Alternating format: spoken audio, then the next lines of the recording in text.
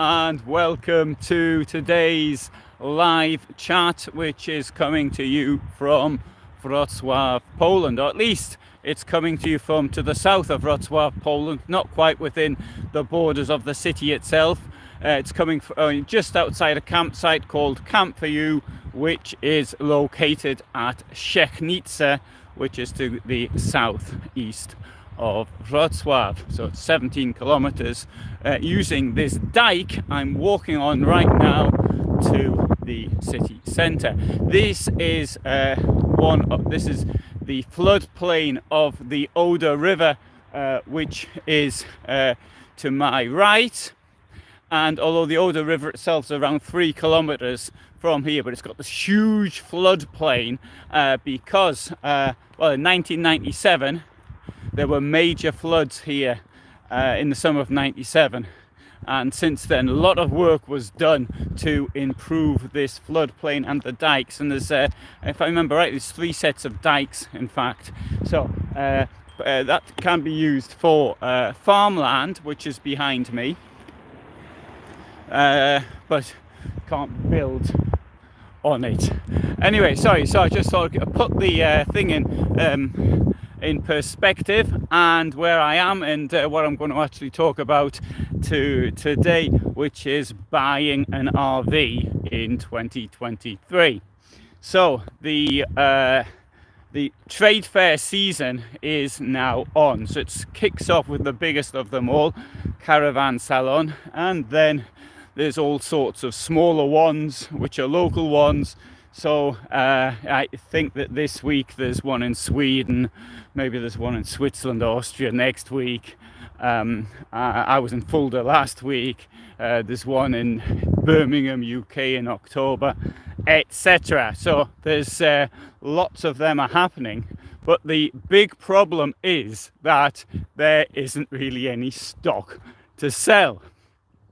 So the part of the difficulty here is that people will be wanting to buy things which they see which are being offered, but those vehicles are not available. And so this leaves us with the question, what's the point of even exhibiting? And certainly if I were a manufacturer, I wouldn't be bothering exhibiting at all. Just can't see the point.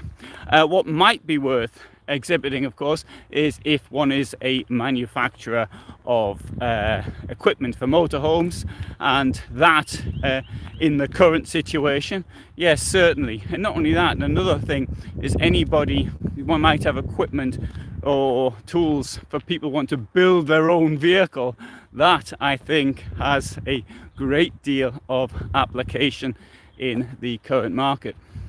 At Dusseldorf, I was standing outside the Cabé stand. Cabé makes, a Swedish company, makes rather expensive motorhomes and a very expensive camper van called the Cabé van. And anyway, so I was talking to this gentleman. He asked me, saw what I was doing. I filmed the vehicle, and he said, he asked me about delivery times and things. I don't know if he thought I worked for Cabé or something, but he said that he'd ordered that van 1 year ago at Caravan Salon, it still hadn't been delivered. And I said, well, to be quite honest, I don't think there's anything unusual about that. It's a good vehicle.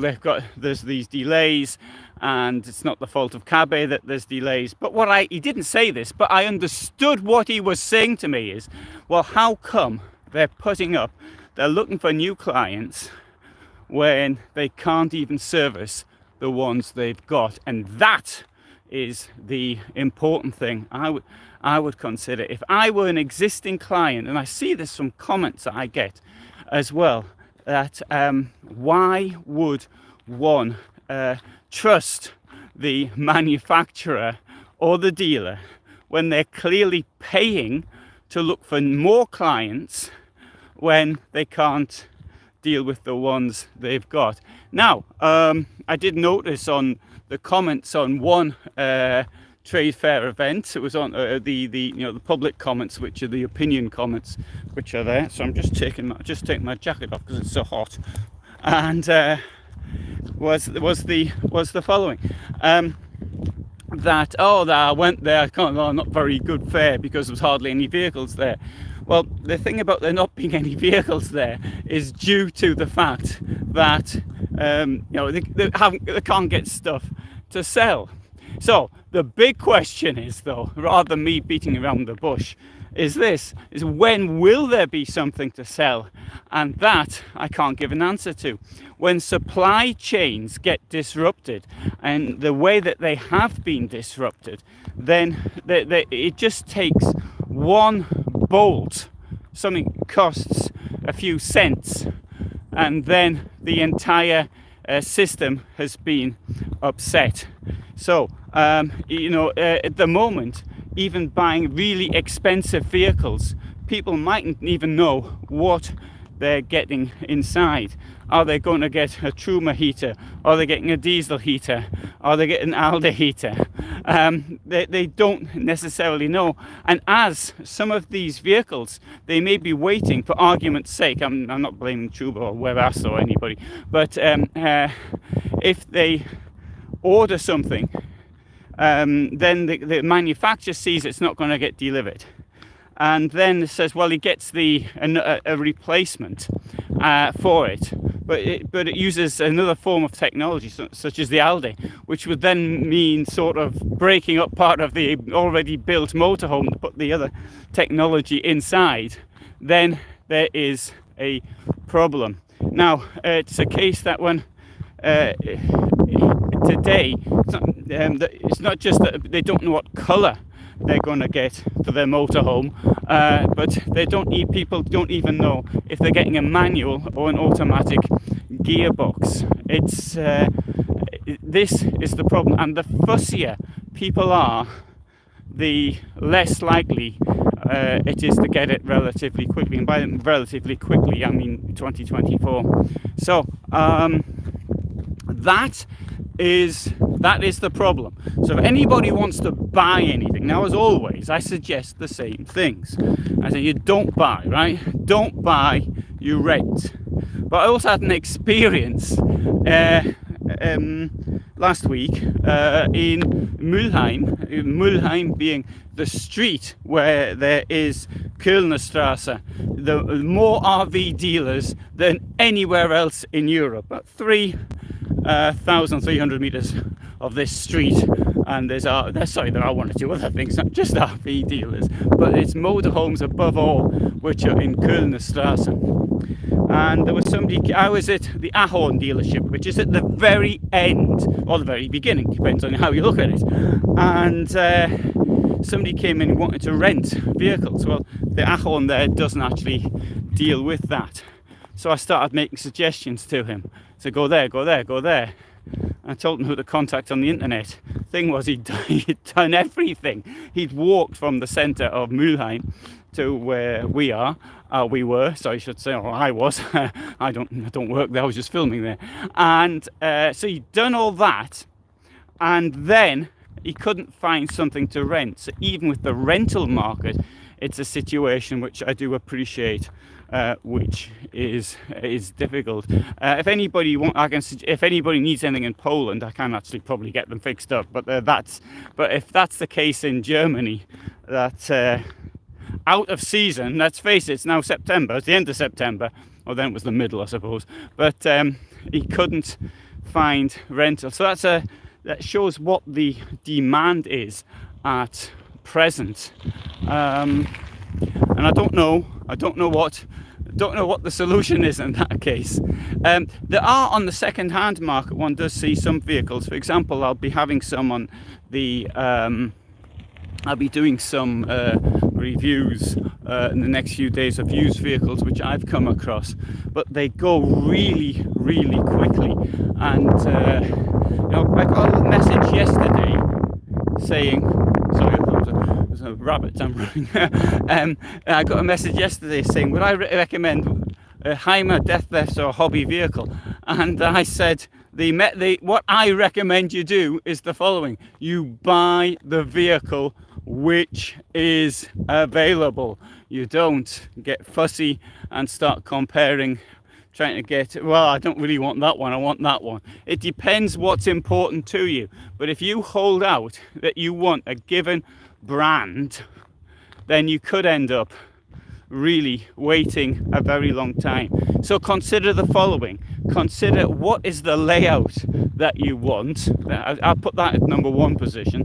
Do you want a widthwise bed, as I would prefer? Do you want a queen bed? Do you want a German layout? Or maybe you want a rear lounge? So okay, there's the basic four. There's one or two others as well. Or maybe like a rear washroom. Find out that, so you'd get the layout sorted out that you want, and then go for whatever is available on the used market. Used prices now, if somebody bought a vehicle 3 years ago, 4 years ago, they can expect to get their money returned. But bear in mind, those that buy today, in 4 years' time, won't be getting their money returned. I'm pretty certain of that one. So that's how I see it. Now, I do also get questions from people asking me if I can sort something out for them. Presumably, there is the text to this, that there would, though not said, that there would be something in it for me if I did that. Right, so, okay. If somebody asked me to do that, and it were possible, that would mean that somebody else further down the line would have to wait longer. Now, in my professional life, I have been always against corruption. That is very similar to corruption. Maybe not quite, but it's very similar. And if I were corrupt, then I certainly would today be living in a brand new Morello and not in the old van I've got at the moment, and I'd be changing it every single year. So that's how I personally see it. I know that there are dealers who are offered more money. I've spoken to people who have been offered as much as 10,000 euros above the list price if they can actually take either A, they can jump the queue, or B, they can take the demonstration model. The thing is this, if a dealership sells the demonstration model, then it's got nothing to show future clients. You may say, as it's got nothing to show future clients, as future clients can't get vehicles delivered anyway, what's it need the demonstration model for? Well, that would be a point, I suppose. That would be an argument. At the end of the day, though, as I said in the video I did at Mülheim 2 weeks ago, the problem for the dealerships is that, like any business, they're working on a margin, and if they can only get 1/3 of the vehicles which they should have got, that margin has been reduced by a factor of 3.